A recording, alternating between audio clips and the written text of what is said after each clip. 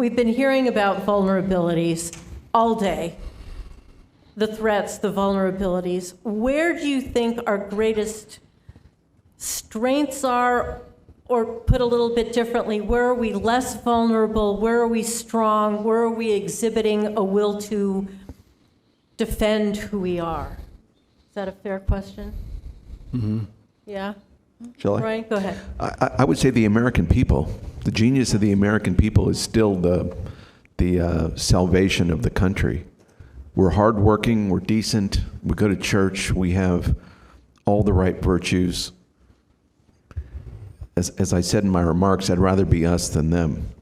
You look at who we are, that's why the elites are scared.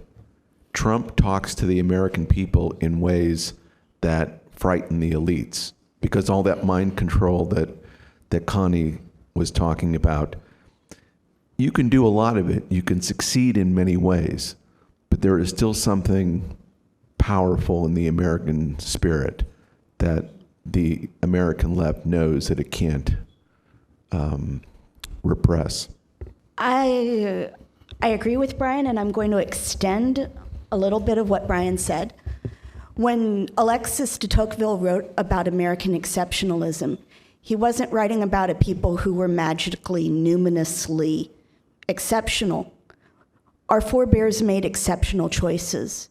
And the thing that was so exceptional was that we came together to help one another for really big things that in Europe would have required a guild.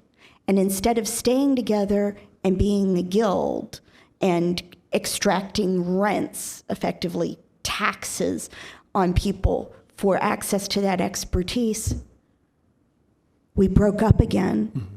We became friends and neighbors. And we worked together until the next neighbor needed help.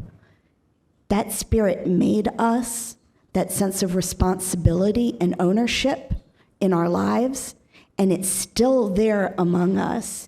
And our children are hungry for the opportunity to show that to one another. And it's our job to pave the way to make that easier for them. Thank you. Yeah, Joe, great. We have the biggest economy in the world, and that's a big advantage, and we haven't leveraged it. The Chinese government economy is built on quicksand with the way they value their yuan, and they've experienced the danger of being on quicksand with the collapse of their real estate market last October, and that has put them back on their heels, and they are bleeding profusely, which has stopped their aggressiveness to a certain amount. What we are lacking, but where we have the strongest capability, is in leadership.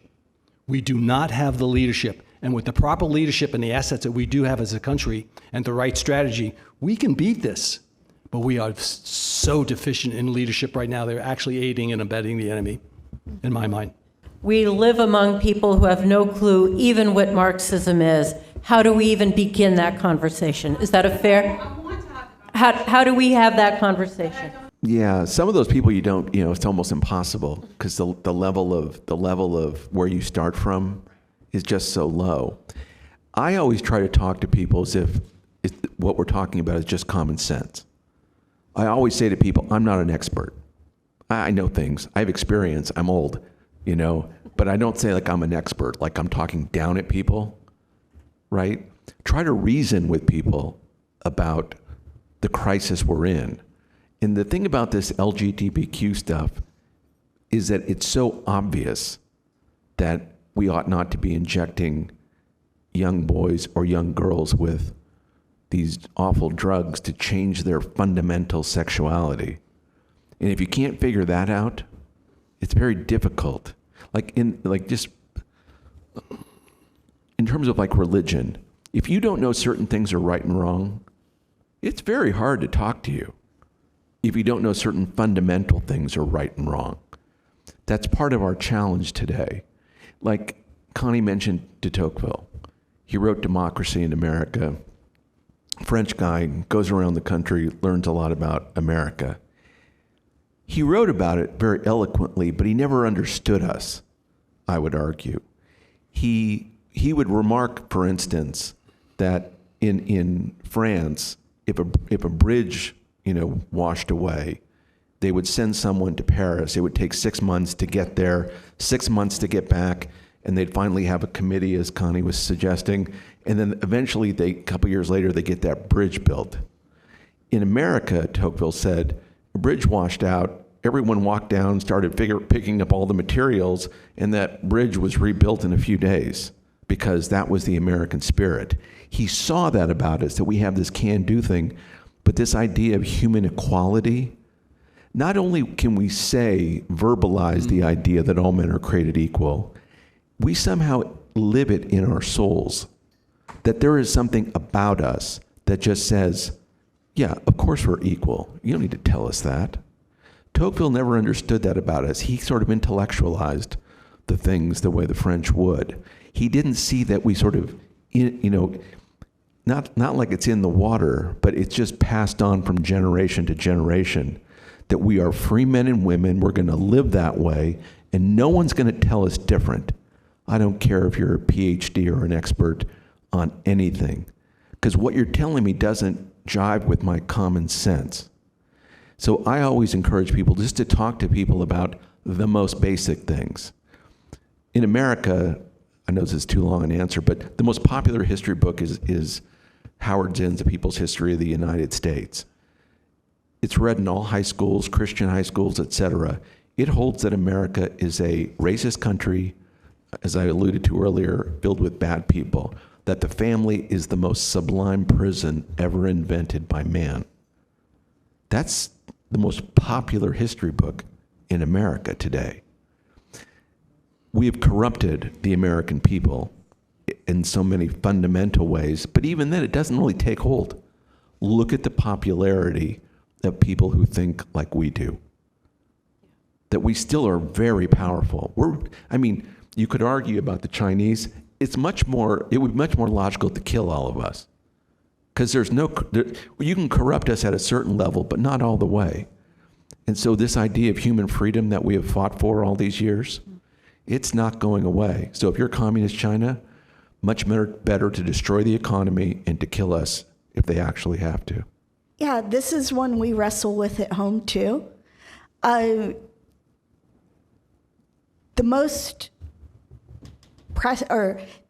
single idea I tried to put in my kids first about America, or to expose them to first, is that when it came down to this philosophical question about whether man is fundamentally good or fundamentally evil, Americans came up with an answer unique in all of human history, which is it doesn't matter because man chooses, and whatever man feels in his heart, he can still choose the good.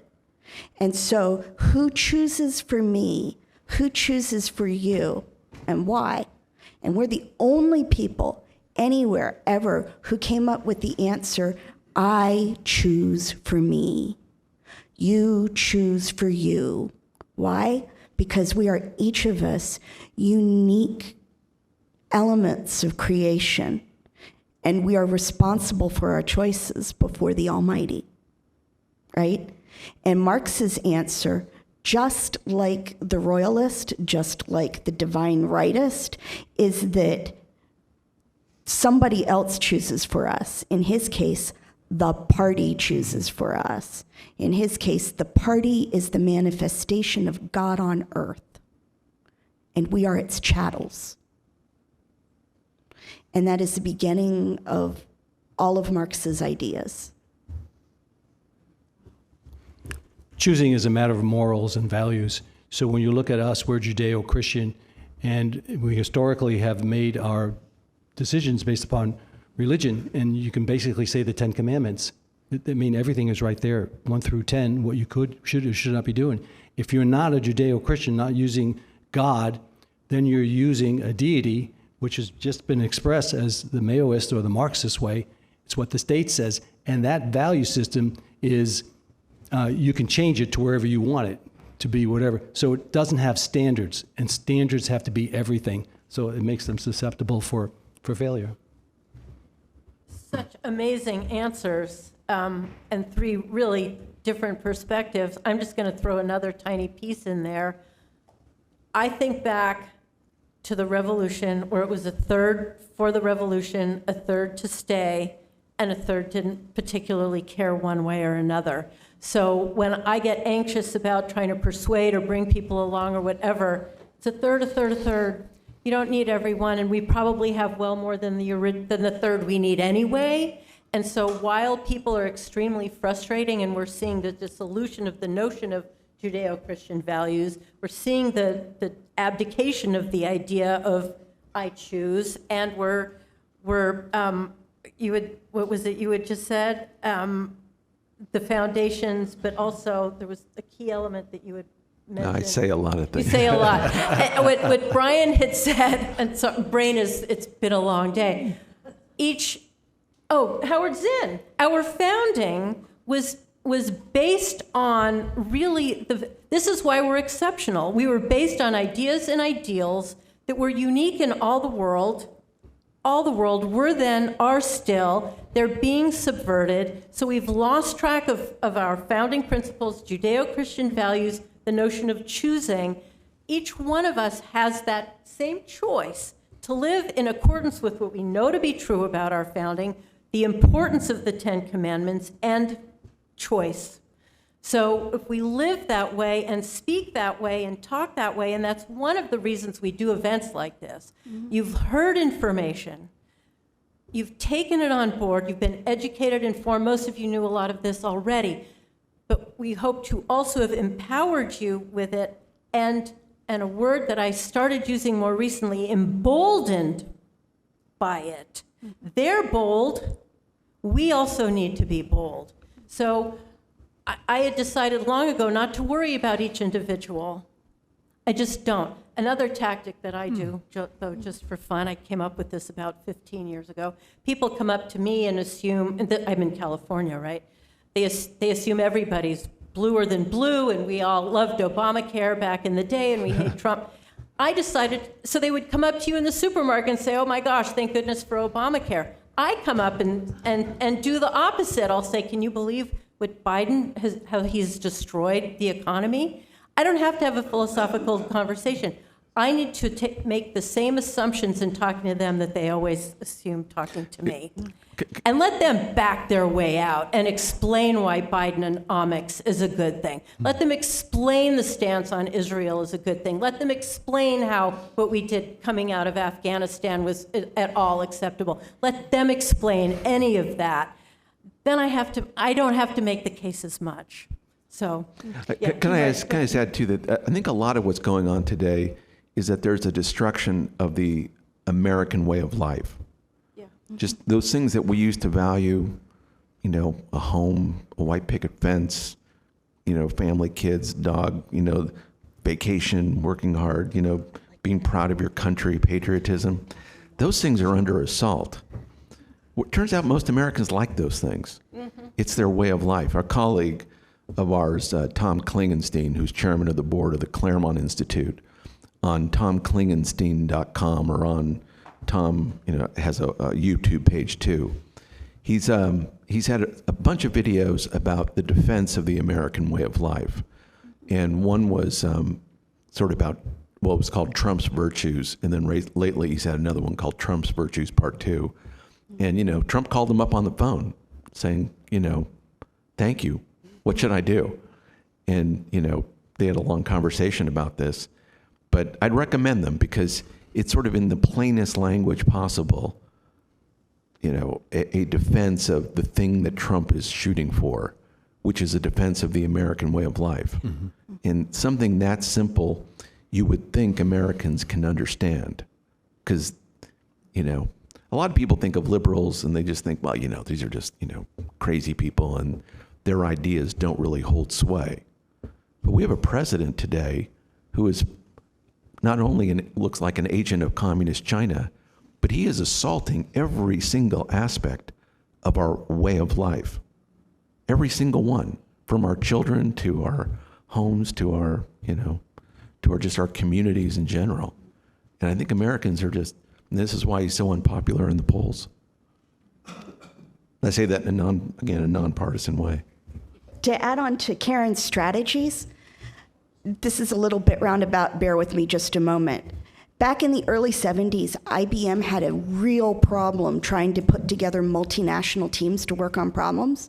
So they hired a Dutch psychologist and an industrial organization psychologist to like measure all the different personality characteristics of their workforce by nationality. And what they found were that Americans, by far, like by an order of magnitude or something, were the most risk-tolerant, if not risk-loving people in the world, which was in sharp contrast to the Europeans, especially the Greeks, who are like the most risk-fearing and risk-hating people in the world. There are not so many people who are risk-tolerant, and this is the only country made for us. The risk-hating have the rest of the world to occupy. Let them be busybodies and kill each other's ability to take control of their lives, take risks with their lives, and make something better for themselves, or fail if that's a chance. We need a place where we can do that for ourselves. It's an essential part of who we are. In terms of having a reasonably deep understanding, let's say the panel members have a piece of understanding, how would you characterize that, number one? Number two, does State Shield have the resources to have like a little 45-minute briefing or something like that? Or how would you address that? Good question. So I find that, there's different levels of people, different levels of attention to issues. And I'll just make a quick comment. Ron Johnson, for example, Senator, United States Senator, he's a lone soldier, but he gets it, and he's an acolyte. He's just all the time preaching. That is a David and Goliath battle. On the state level, I don't find them particularly knowledgeable, and I don't think that this is uncommon. I see it I also see it come from the United States congressmen. They have staff that does. I've seen it with the AGs to a certain extent, where I'll have a conversation, and it was a staff member that did it, so they never. I had a conversation with Mike Gallagher. This was, I'm sorry, I'm not going to go there. But no, I don't find them to be, they have so many things that they're doing. I understand. Our job is to educate them. As far as the video, I have to tell you, I've only been doing this for 4 months. And we hit the road while session was in. So we were going 1,000 miles an hour, and then there was the NACS, and now there's the WHO, and there's all these 3-alarm fires that just drain you for attention. And I'm funding everything I'm doing myself, and it ain't cheap, I got to tell you. So I haven't had a chance to really formalize that webpage the way I want it. But after the WHO, I think things will calm down before the next fire comes, and then and session's over, so I can really focus on what my business should have been before I got into it. But good question. One of the questions is, don't treaties need to be voted on to be passed by Congress? No, not necessarily. The reason why this one here, Biden said he's not going to bring this to the Senate. And he's relying on what happened in 2005 when Bush signed the presidential agreement with the WHO, but it was a non-binding agreement. So they were of an advisory role. So in my estimation, it wouldn't require signature. Am I right, Frank? Thank you for verification. But now he's just trying to slip it in and say, well, it's just an update to the amendments. But it's not. It's a radically different form of it takes them from advisory to governance, which strips us of sovereignty, of the freedom to potentially manage our own healthcare systems. Now, this was of particular interest to the governors because each governor runs his own healthcare. That was my message to them. And when I hit them where it hurt, where it got their attention, I got reaction. And by the way, I didn't mention it, it's in the formulation, just as with the AG letter that set the world, it was amazing, the response on that. Next week, the governors, it's in the process right now. So it's non-binding?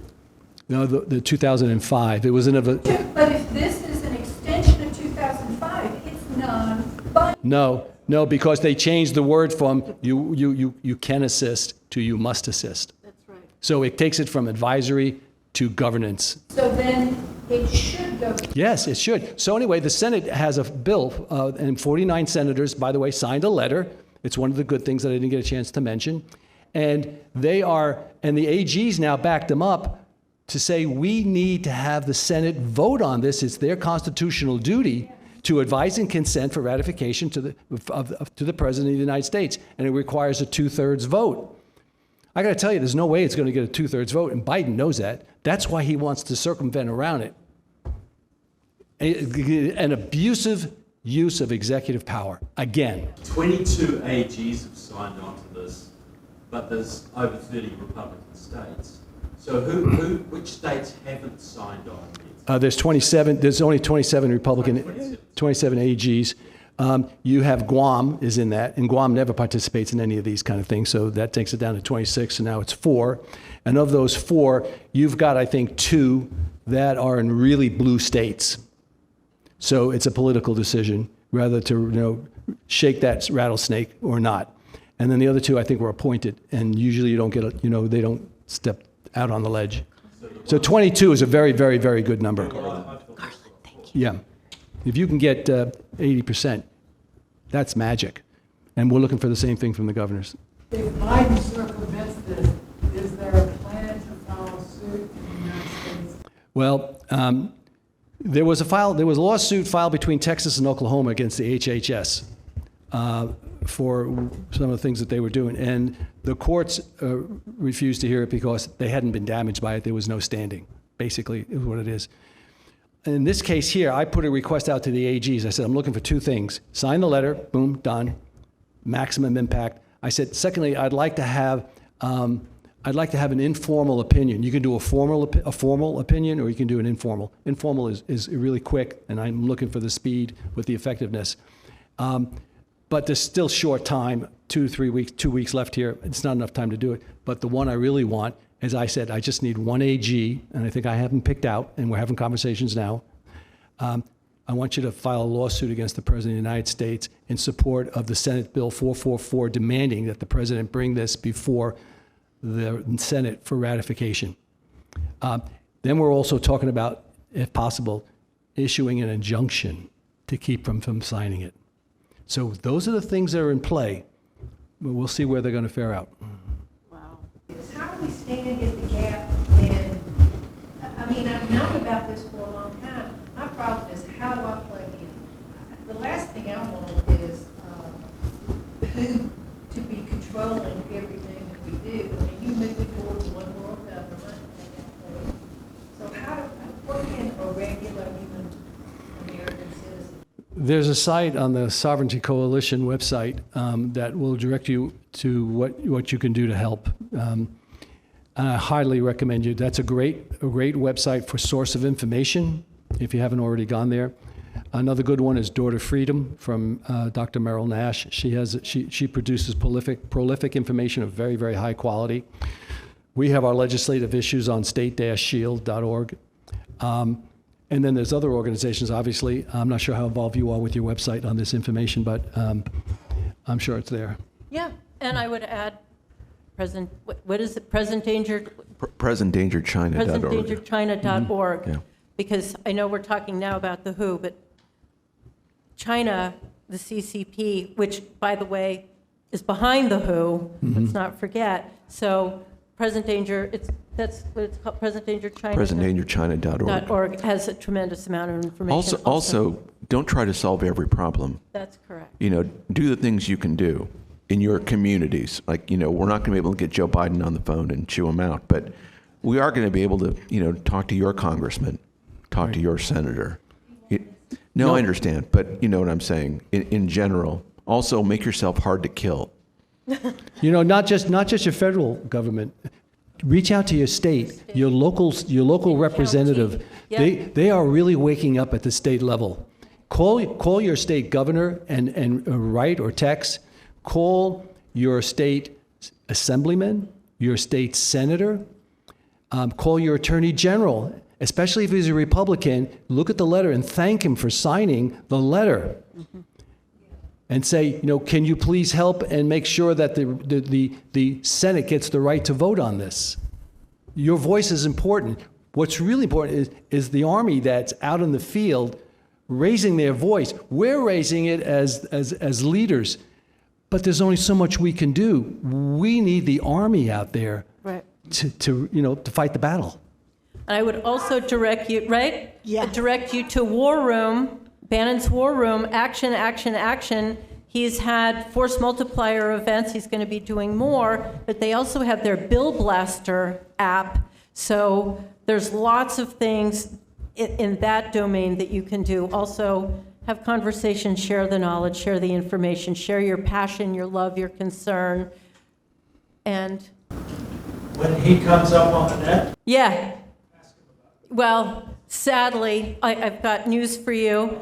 I want to thank you all. Thank Good. you. And we're Thank gonna you. thank you so much, really, to our afternoon panelists.